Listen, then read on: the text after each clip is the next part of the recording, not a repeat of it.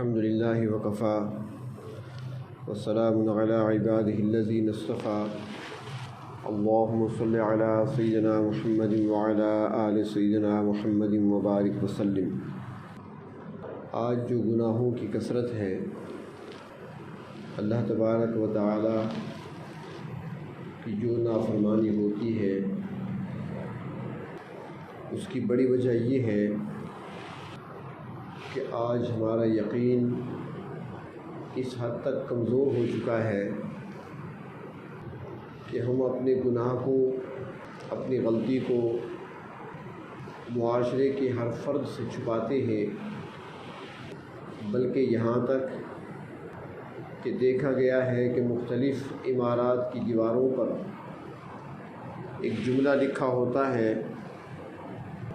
کہ کیمرے کی آنکھ تمہیں دیکھ رہی ہے، تو صرف اس لکھے ہوئے فقرے کو دیکھ کر ہم وہاں پر کوئی غلط حرکت نہیں کرتے، کوئی ایسا کام نہیں کرتے کہ جس کی وجہ سے کل کو مجرم تصور کیے جائیں۔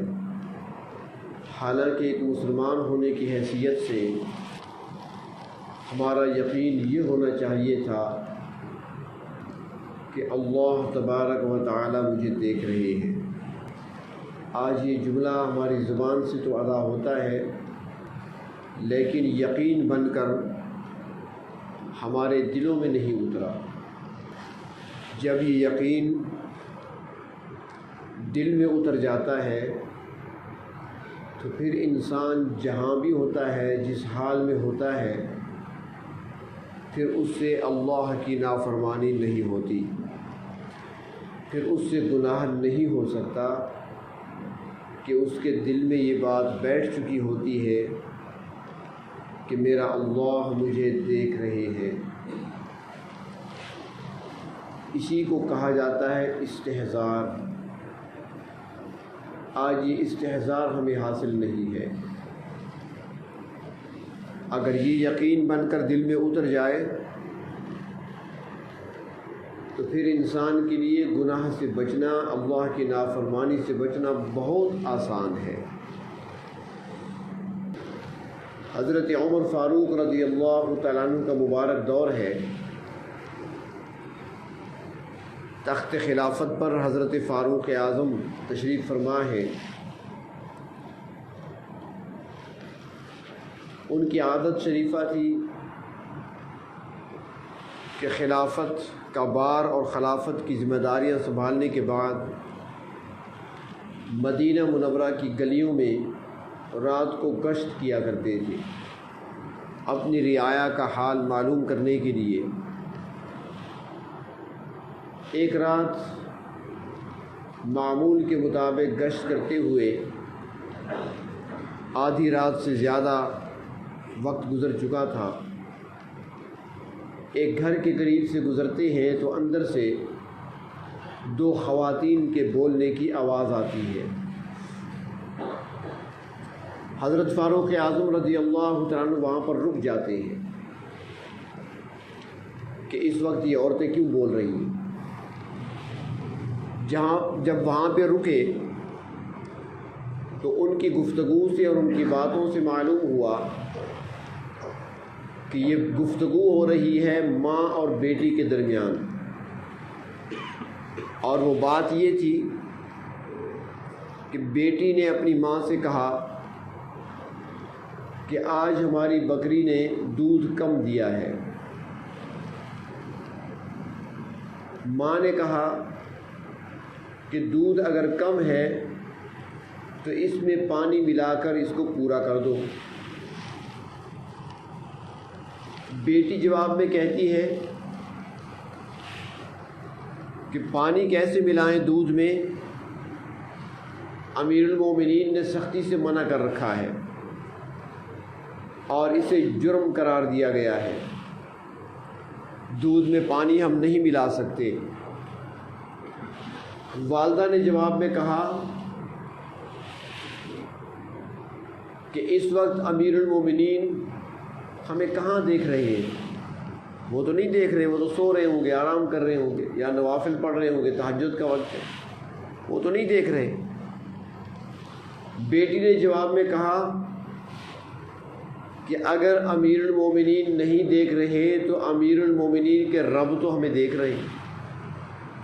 یہ وہ استحضار تھا جو ان کو حاصل تھا کہ اللہ تبارک و تعالیٰ تو ہمیں دیکھ رہے ہیں۔ حضرت فاروق اعظم نے یہ گفتگو سنی اور اس نیک سیرت بیٹی کی بات کو سنا، خاموشی سے تشریف لے گئے، گھر کو یاد رکھا۔ جب دن کا وقت ہوا، حضرت فاروق اعظم رضی اللہ تعالیٰ عنہ نے معلوم کیا کہ یہ گھر کس کا ہے، کون رہتے ہیں اس میں، ماں بیٹی کون تھے۔ جب پتہ چل گیا تو فاروق اعظم نے اس ماں کے پاس پیغام بھیجا کہ یہ نیک سیرت جو بیٹی ہے تمہاری، میں اس کا رشتہ مانگتا ہوں اپنے بیٹے کے لیے۔ اللہ تعالیٰ پہ انعام بھی کیا دیتے ہیں، تقویٰ پر، یقین کامل پر انعام بھی ملتا ہے۔ ماں خوش ہو گئی، اس نے کہا ٹھیک ہے، رشتہ تو کہیں پہ طے نہیں ہوا، اور امیر المومنین فاروق اعظم رضی اللہ تعالیٰ عنہ کے گھر میں بہو بن کر جائے گی تو اس سے بڑا شرف کیا ہو سکتا ہے ہمارے لیے۔ ماں نے رشتہ قبول کر لیا، بیٹی نے قبول کر لیا، وہ بہو بن کر حضرت فاروق اعظم کے گھر آ گئی، اور اللہ نے پھر انعام یہ دیا کہ اس کی اولاد میں عمر بن عبدالعزیز پیدا ہوئے رحمۃ اللہ علیہ۔ تو یہ استحضار ہے، یہی وہ یقین کامل ہے جو ان لوگوں کو حاصل تھا، اور اسی کی وجہ سے وہ اللہ کی نافرمانی سے اپنے آپ کو بچا لیا کرتے تھے، گناہوں سے بچ جایا کرتے تھے۔ اور آج ہم زبان سے تو یہ کہتے ہیں، لیکن یہ یقین بن کر ہمارے دلوں میں نہیں اترا۔ اگر یقین بن کر ہمارے دلوں میں یہ بات اتر جائے کہ میرے اللہ مجھے دیکھ رہے ہیں، تو پھر غلطی اور گناہ اس انسان سے پھر نہیں ہو سکتا۔ پھر اللہ تبارک و تعالی غلطی سے بچاتے ہیں اور گناہوں سے بھی بچاتے ہیں۔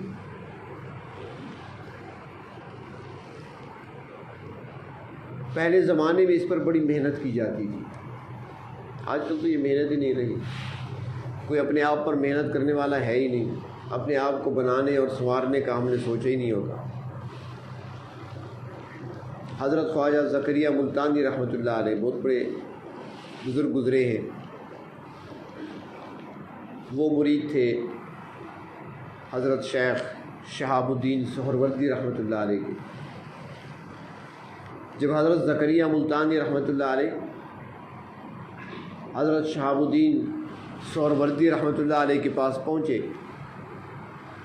جو چند دن وہاں پر ان کے پاس رہے، تھوڑا سا وقت، حضرت نے ان کو اجازت بھی دے دی، خلافت بھی دے دی، دستار بندی ہو گئی۔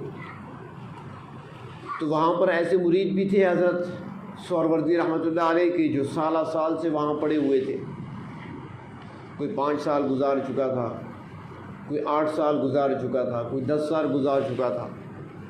وہ بڑے حیران ہوئے کہ ابھی کل تو یہ آ رہے ہیں اور آج ان کو خلافت بھی دے دی گئی، اجازت بھی مل گئی، دستار بندی بھی ہو گئی، اور ہم سالہ سال سے یہاں پڑے ہیں، محنتیں کر رہے ہیں، مشقتیں اٹھا رہے ہیں، ذکر و اذکار بھی کر رہے ہیں، ہمیں تو ابھی تک اجازت نہیں ملی۔ تو یہ ان کی باتیں حضرت شہاب الدین سہروردی رحمۃ اللہ علیہ تک پہنچ گئی، انہوں نے باتیں سن لی لیکن خاموش رہے۔ ایک دن مہمان آ گئے، جب مہمان آئے تو حضرت شیخ شہاب الدین سہروردی رحمۃ اللہ علیہ نے چند مرغیاں منگوا لی۔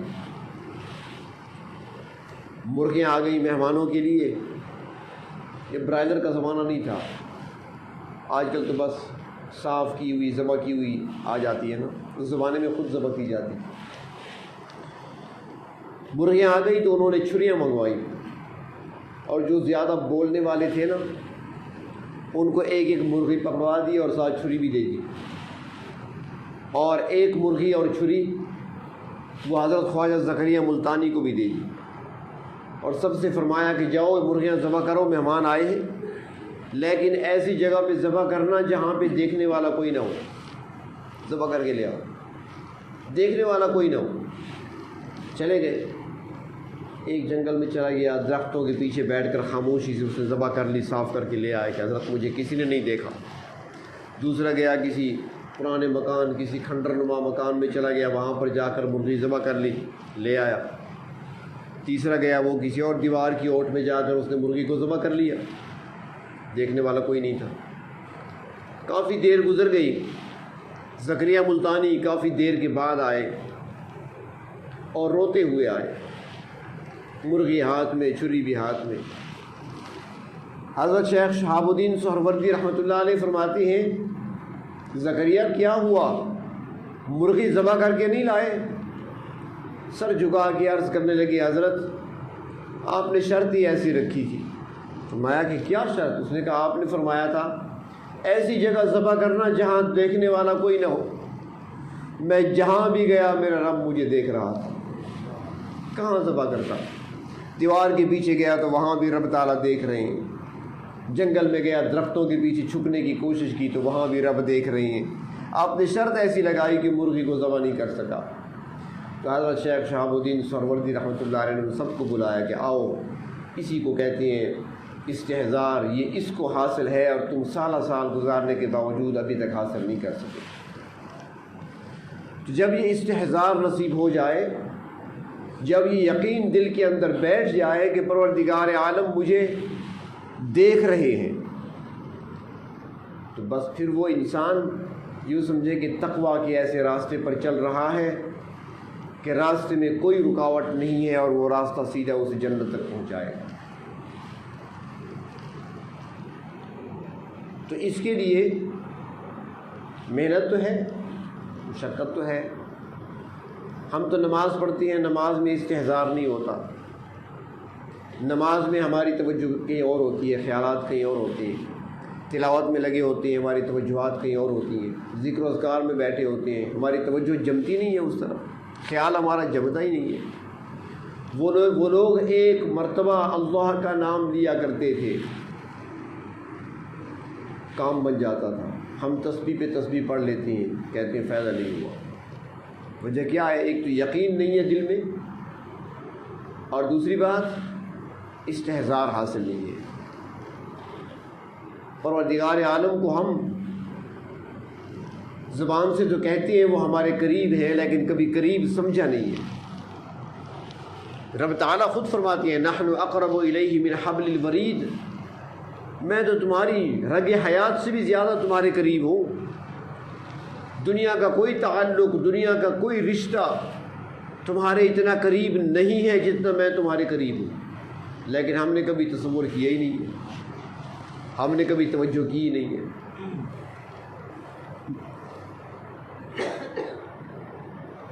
جب تاتار کا فتنہ اٹھا تھا اور وہ جہاں بھی جاتے تھے، مسلمانوں کو جہاں بھی دیکھتے تھے ان کی لاشوں کے انبار لگا دیتے تھے، کسی کو زندہ نہیں چھوڑتے تھے۔ تو بغداد میں جب گئے وہاں پر کسی کو زندہ نہیں چھوڑا، کسی مسلمان کو۔ ایک علاقے میں ایک شہزادہ، تاتاری شہزادہ لشکر سمیت پہنچا تو اس نے صفایا کیا مسلمانوں کا، اپنے سپاہیوں کو بھیجا کہ جواب تلاش کرو، کوئی بچ تو نہیں گیا مسلمان، کوئی رہ تو نہیں گیا ابھی جو ہماری تلوار سے بچ نکلا ہو۔ کچھ دیر کے بعد ایک سفید ریش بزرگ کو پکڑ کر لے آئے کہ حضرت یہ بچ گیا تھا۔ کہاں تھا؟ اس نے کہا مسجد میں چھپا ہوا تھا۔ چنانچہ اسے پاؤں میں بیڑیاں پہنا دی گئیں، ہاتھوں میں ہتھکڑیاں ڈال دی گئیں، زنجیروں میں جکڑ دیا گیا، اور اس سے وہ تاتاری شہزادہ کہتا ہے تمسخر کے ساتھ، مذاق کرتے ہوئے، ہاں بتاؤ بھائی اب اس حال میں خوش ہو؟ اس نے کہا بالکل خوش ہوں۔ اس نے کہا دیکھ رہے ہو اپنے آپ کو لوہے کی زنجیروں میں جکڑے ہوئے ہو، نہ تمہارا ہاتھ ہلتا ہے، نہ تم پاؤں ہلا سکتے ہو، نہ چل سکتے ہو، نہ کھا سکتے ہو، اس حال میں بھی خوش ہو؟ چلو یہ بتاؤ کہ اب اس حال میں تمہیں کوئی بچانے والا بھی ہے؟ کہاں ہیں تمہارے مسلمان حکمران؟ کہاں ہیں تمہاری فوجیں؟ کچھ بھی نہیں ہے، کوئی بچا بھی سکتا ہے تمہیں؟ اس نے کہا ہاں بچانے والا اب بھی ہے۔ تو اس نے کہا کہ کون ہے وہ؟ تاریخ میں آتا ہے کہ وہیں پر زنجیروں میں جکڑے ہوئے اللہ کے اس ولی کی زبان سے نکلا اللہ، بس ایک بار نام لیا ساری زنجیریں ٹوٹ کر اور کٹ کر گر پڑی۔ وہ تاتاری شہزادہ حیران رہ گیا کہ ایسی کون سی طاقت ہے جس نے ہماری زنجیروں کو بھی کاٹ دیا، ہتھکڑیوں کو بھی توڑ دیا اور بیڑیوں کو بھی توڑ دیا، اور یہی سبب بنا پھر اسی تاتاری شہزادے کے اسلام لانے کا، اور پھر وہی شہزادہ اسلام میں داخل ہوتا ہے، پھر وہی ذریعہ بنتا ہے اسلامی حکومت کے قیام کا۔ ان کو یقین تھا، جو وہ کہتے تھے اس پر یقین ان کو حاصل تھا۔ آج ہم جو کہتے ہیں ہمیں یقین نہیں ہے، اور یقین ہوگا تو اللہ کی مدد بھی آئے گی۔ تفسیری روایات میں آتا ہے کہ ایک مرتبہ ایک بادشاہ بیمار ہوا، بڑا علاج کیا گیا، اس کا افاقہ نہیں ہوا، بیماری نہیں گئی۔ تو آخر کار ایک طبیب آیا، اس نے بغور معائنہ کیا، بادشاہ کو دیکھا، چیک کیا، اس کے بعد اس نے کہا کہ ایک ہی حل ہے، تم بچ سکتے ہو، موت کے منہ میں جانے سے بچ سکتے ہو، زندگی تمہیں مل سکتی ہے بادشاہ سلامت، مگر ایک صورت ہے، اگر کر سکتے ہو۔ اس نے کہا بتاؤ۔ بادشاہ ہے، سارا ملک اس کے قبضے میں ہے، وہ کون سا کام ہے میں نہیں کر سکتا اپنے لیے؟ اس نے کہا فلاں قوم فلاں قبیلے کے ایک 15 سالہ جوان کا خون پی لو، بچ جاؤ گے۔ اس نے کہا کہ مشکل ہے، سپاہیوں سے کہا جاؤ لے کر آؤ، فلاں قبیلے فلاں قوم کا کوئی جوان ہو، اتنی عمر کا، صحت مند ہو، اس کو لے آؤ، میں نے خون پینا ہے۔ تو اپنے ساتھ بوریاں بھر کر لے گئے کہ خریدیں گے پیسوں سے۔ تو ایک نوجوان مل گیا، اس کے ماں باپ کو جا کر ملے، اس سے کہا کہ مسئلہ یہ ہے کہ بادشاہ کا معاملہ ہے، اس کی زندگی کا سوال ہے، اور اس طرح کے نوجوان کے خون کی ضرورت ہے بادشاہ کو، اور وہ نوجوان تمہارا بیٹا ہمیں نظر آیا ہے، لہٰذا ہم زبردستی بھی لے جا سکتے ہیں، بادشاہ اٹھوا بھی سکتا ہے، لیکن بہتری اس میں ہے کہ یہ مال جتنا چاہو لے لو، بیٹا ہمیں دے دو۔ انہوں نے آپس میں مشورہ کیا، انہوں نے کہا بادشاہ ہے، ظالم ہے، وہ تو لے لے گا ویسے بھی، چلو اس کے بدلے کچھ مل رہا ہے، ہمارے دن سنور جائیں گے، دن اچھے گزر جائیں گے۔ انہوں نے کچھ مال لے کر بیٹا ان کے حوالے کر دیا۔ تو انہوں نے کہا کہ چلو اب کاغذی کارروائی بھی مکمل ہو جائے۔ اس وقت کا جو جج تھا، چیف جسٹس تھا، قاضی تھا، اس کے پاس لے گئے معاملہ۔ اس سے کہا کہ یہ مسئلہ ہے، آپ ہمیں اجازت دیں۔ تو اس چیف جسٹس نے کہا، اس قاضی نے کہا، اس جج نے کہا کہ معاملہ تو بادشاہ کی زندگی کا ہے، سوال بادشاہ کی زندگی کا ہے، اس کی زندگی بچانی ہے تو ٹھیک ہے، جوان کو ذبح کیا جا سکتا ہے۔ بادشاہ کے سامنے پیش ہوا تو نوجوان کے چہرے پر مسکراہٹ تھی۔ بادشاہ نے اسے غور سے دیکھا اور اسے کہا کہ اے نوجوان، تم مسکرا رہے ہو، تمہارے چہرے پر خوشی کی لہر نظر آ رہی ہے، پتہ ہے تمہارے ساتھ کیا ہونے والا ہے؟ اس نے کہا جی مجھے معلوم ہے۔ تو بادشاہ کہنے لگا پھر یہ خوشی کیسی؟ خوش کیوں ہو رہے ہو؟ ابھی تمہیں ذبح کیا جائے گا، میں نے تمہارا خون پینا ہے۔ نوجوان کہنے لگا میری چوتھے پہ نظر ہے۔ بادشاہ نے کہا کہ چوتھا کون ہو سکتا ہے؟ حکمرانی تو میری ہے، میں بادشاہ ہوں، یہ پہلا کون ہے، دوسرا کون ہے، تیسرا کون ہے، چوتھا کون ہے؟ بتاؤ مجھے حقیقت کیا ہے؟ تو نوجوان کہنے لگا بادشاہ سلامت، والدین ہی اولاد کے لیے بڑا سہارا ہوا کرتے ہیں، والدین پہ بڑا ناز ہوتا ہے اولاد کو، ہر مشکل وقت میں اولاد کے کام والدین ہی آیا کرتے ہیں، اپنے آپ کو مشکل میں ڈال کر اولاد کو مشکل سے بچانے والے والدین ہوا کرتے ہیں، لیکن میرے والدین نے چند ٹکے لے کر مجھے بھیج دیا۔ دوسرا، وہ عدالت ہوا کرتی ہے جہاں سے انصاف ملا کرتا ہے، عدالت میں مجھے پیش کیا گیا تو وہاں سے انصاف یہی ملا کہ مجھے بادشاہ کی خاطر ذبح کر دیا جائے، مایوسی ہوئی۔ اور تیسرا نمبر، ملک کا حکمران ہوا کرتا ہے، وہ بادشاہ ہوا کرتا ہے جہاں پر انسان رحم کی اپیل دیا کرتے ہیں۔ اب میں آپ کے سامنے اپیل کیا رکھوں، آپ تو پہلے سے ہی میرا خون پینے کے لیے تیار بیٹھے ہیں۔ تو اب میری چوتھے پہ نظر ہے۔ اس نے کہا بتاؤ چوتھا کون ہے؟ فرمایا، وہ بچہ کہنے لگا کہ بادشاہ سلامت، میں نے سنا ہے کہ زندگی کے فیصلے فرش پہ نہیں عرش پہ ہوتے ہیں۔ بادشاہ نے جب یہ سنا تو اس کے دل پہ اثر ہوا، اس نے کہا میں مرتا ہوں تو مر جاؤں، اس بچے کو ذبح نہیں ہونے دوں گا۔ یقین کامل ہو تو اللہ تبارک و تعالیٰ کی مدد بھی آتی ہے، اور یہ وہ راستہ ہے کہ اس راستے پر صرف چلنے والوں کے لیے انعام نہیں، چلنے کا ارادہ کرنے والوں کو بھی رب تعالیٰ نواز دیتے ہیں۔ کوئی ارادہ کر کے دیکھے، اس راستے پر چلنے کا کوئی ارادہ کرے، اللہ کی طرف جانے کا کوئی ارادہ تو کرے۔ علماء نے لکھا ہے، ایک نوجوان جس کی زندگی گناہوں میں گزری تھی، زندگی اس کی اللہ کی نافرمانی میں گزری تھی، اسے خیال آیا کہ بڑی زندگی برباد کر چکا ہوں، اپنے قیمتی لمحات کو میں ضائع کر چکا ہوں، کیوں نہ اب میں نیکی اور تقوی کا راستہ اختیار کروں۔ لیکن اس کے لیے مجھے علم بھی حاصل کرنا پڑے گا، اللہ کے نیک بندوں کے ساتھ بیٹھنا بھی پڑے گا، وہاں سے کچھ سیکھنا پڑے گا۔ دوسرے کچھ معلومات حاصل کی کہ میں کہاں جاؤں، تو کسی نے مشورہ دیا کہ فلاں علاقے میں چلے جاؤ، وہاں اللہ کے نیک بندے رہتے ہیں، وہاں پر تعلیم بھی ہوتی ہے، تربیت بھی ہوتی ہے، وہاں پر تمہاری اصلاح بھی ہو سکتی ہے اور تم علم بھی حاصل کر سکتے ہو۔ چنانچہ اس ارادے سے اپنے گھر سے نکلا، اپنے شہر سے نکلا۔ جب باہر آیا، آبادی سے باہر نکلا تو ایک اللہ کے نیک بندے، ایک بزرگ مل گئے۔ ان اللہ والے نے پوچھا جوان سے کہاں جا رہے ہو؟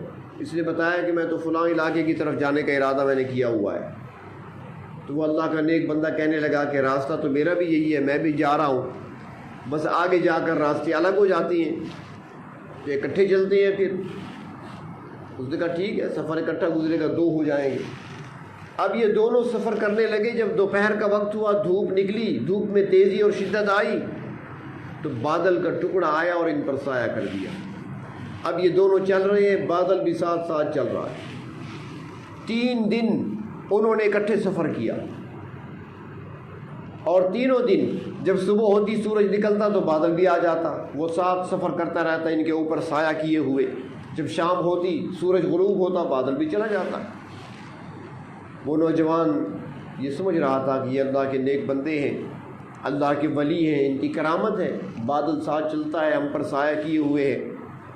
اور جو اللہ کے نیک بندے تھے وہ تو ویسے ہی ان کے دل میں یہ بات تھی کہ یہ میری وجہ سے، یہ جوان پتہ نہیں کیسی عمر گزاری ہے، خود ہی بتا رہا تھا کہ اب تک میں نے فلاں گناہ کیا، فلاں گناہ کیا، فلاں جرم کیا، یہ تو گناہ گار ہے، یہ بادل تو یقیناً میری کرامت ہے۔ اور نوجوان بھی سمجھ رہا تھا کہ اس کی کرامت ہے۔ 3 دن سفر کرنے کے بعد جب راستے جدا ہونے لگے تو اس نوجوان نے کہا کہ بابا جی اب آپ کا راستہ تو دائیں طرف مڑے گا، میں نے بائیں طرف جانا ہے، میری بستی آگے اس طرف قریب ہے۔ انہوں نے کہا ٹھیک ہے، جدا ہوتی ہیں، بس تھوڑا سفر باقی ہے، میں بھی کر لوں گا، تم بھی کر لو۔ علیحدگی ہوئی۔ جب جوان اپنے راستے پر چلا تو وہ بادل کا ٹکڑا بجائے اس ولی کے ساتھ ہونے کے اس نوجوان کے سر پہ آ گیا۔ اللہ کے ولی دھوپ پہ کھڑے رہ گئے، حیران ہیں۔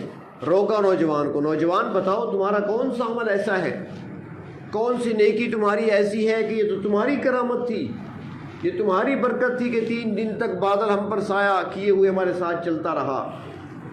نوجوان کہنے لگا سر جھکا کر کہ میرے پاس تو کوئی نیکی نہیں ہے، میرے پاس کوئی تقوی نہیں ہے، میرے پاس اچھے اعمال کچھ نہیں ہے، ہاں اتنی بات ضرور ہے کہ نیکوں کے ساتھ شامل ہونے کا ارادہ کر چکا ہوں۔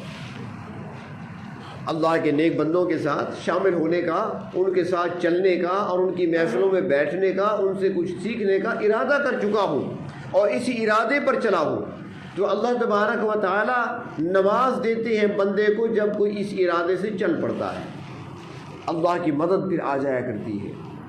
تو ہم کم از کم ارادہ تو کر لیں، استحضار حاصل کریں اور اس میں کوشش کریں کہ جہاں بھی ہوں یہ یقین ہمارے دل میں اتر جائے کہ اللہ مجھے دیکھ رہی ہے، میں اللہ تبارک و تعالیٰ سے چھپ نہیں سکتا، اپنے کسی عمل کو، اپنے کسی کام کو، اپنے کسی فعل کو اللہ سے میں چھپا نہیں سکتا۔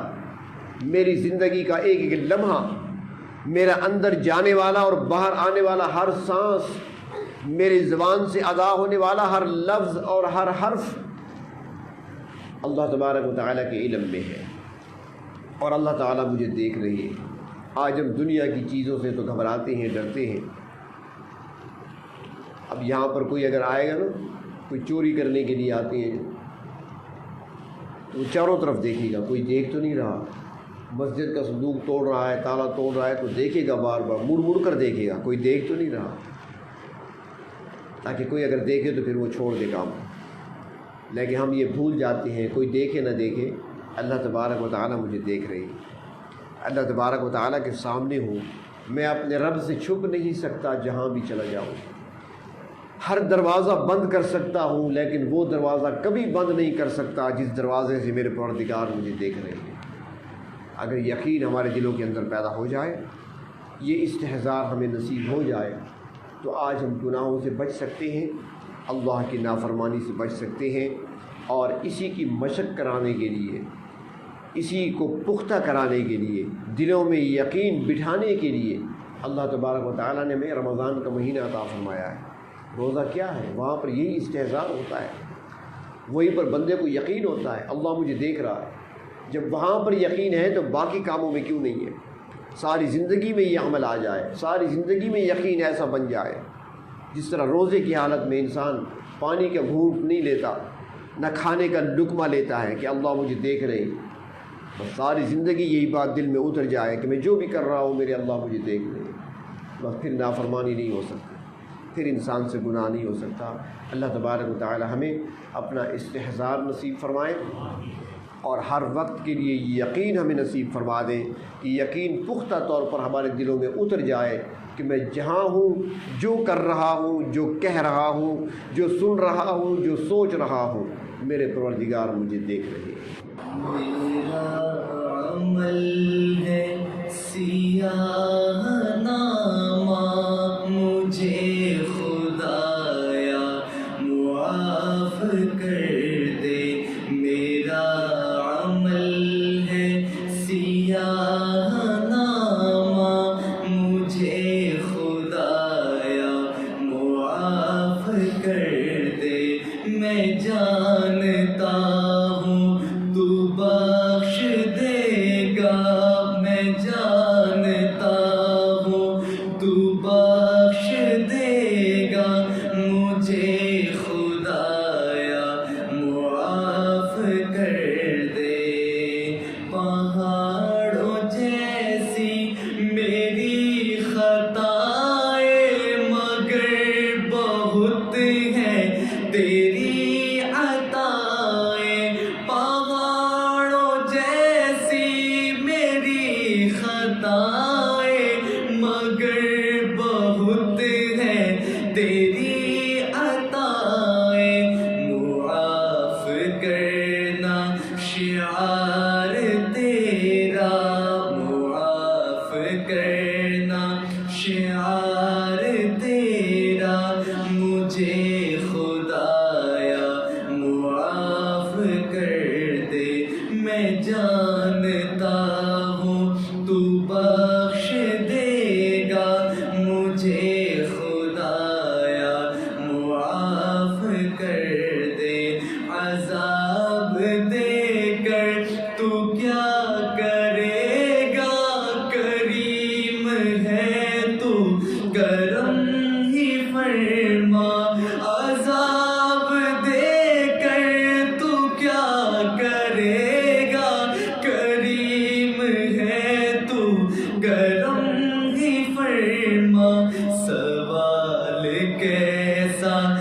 جواب کیسا، سوال کیسا، جواب کیسا، مجھے خدایا معاف کر دے، میں جانتا ہوں تو بخش دے گا، مجھے خدایا معاف کر دے۔ اندھیرے شب کے کیے ہیں رسوا، اجالے دن کے کیے ہیں گہنا، اندھیرے شب کے کیے ہیں رسوا، اجالے دن کے کیے ہیں گہنا، سراپا جرم و خطا ہوں مولا، سراپا جرم و خطا ہوں مولا، مجھے خدایا معاف کر دے، میں جانتا ہوں تو بخش دے گا، مجھے خدایا معاف کر دے۔ میرا عمل ہے سیاہ